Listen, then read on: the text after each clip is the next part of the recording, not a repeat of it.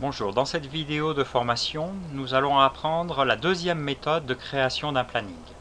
Si un planning est déjà ouvert dans votre logiciel Faberplan, commencez par le fermer en vous rendant dans le menu Fichier, sous menu Fermer.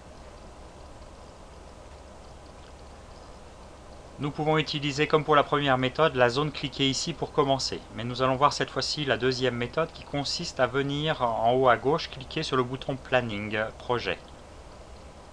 Dès lors s'ouvre la fenêtre de gestion des plannings projets. En haut à gauche, nous avons dans les zones rouges ce qu'il faut saisir obligatoirement pour la création de votre premier planning. Alors, on va saisir par exemple planning de tâches. Nous voyons que nous pouvons venir très simplement corriger des erreurs de saisie. Puis nous pouvons dépliquer pour l'abréviation et l'intitulé, nous verrons plus tard à quoi cela correspond, les noms du planning choisi, et ensuite indiquer soit manuellement, soit à l'aide des boîtes de calendrier, la date de début et de fin de planning. Alors, sélectionnons la date de début de planning au 1er janvier 2011, et pour la date de fin, saisissons-la au clavier. Voilà, les éléments de notre premier planning sont terminés. Nous pouvons maintenant valider ce planning en cliquant sur le petit V bleu.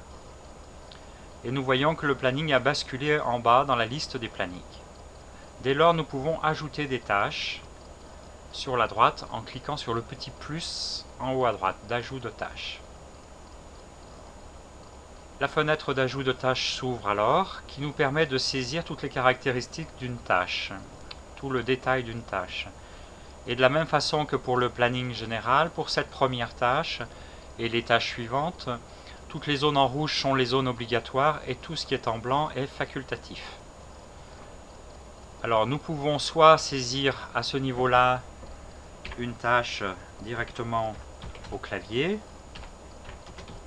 ou bien dans la liste des tâches prédéfinies, aller chercher une tâche existante à l'intérieur du logiciel.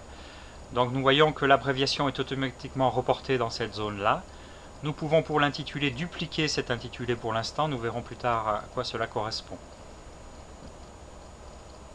Il reste simplement maintenant à saisir les dates de début et de fin de tâche de cette première tâche. Nous pouvons de la même façon utiliser le petit calendrier pour saisir la date de début de tâche. Par défaut, la date de fin est placée comme étant la même, mais nous allons choisir une date de fin au 31 mars 2011. Nous pouvons dès lors valider notre première tâche. Nous voyons qu'elle va s'afficher sur la droite et que toutes les tâches suivantes s'afficheront en dessous. Validons ce premier planning en bas de cet écran de gestion des tâches.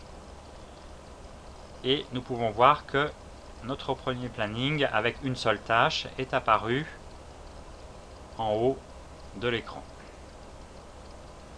Il est très facile de changer les paramètres des tâches, par exemple leur couleur, avec un simple bouton droit ou plus simplement en les sélectionnant et en cliquant sur la palette de couleurs. Voilà, nous verrons plus tard comment utiliser d'autres éléments à l'intérieur du planning.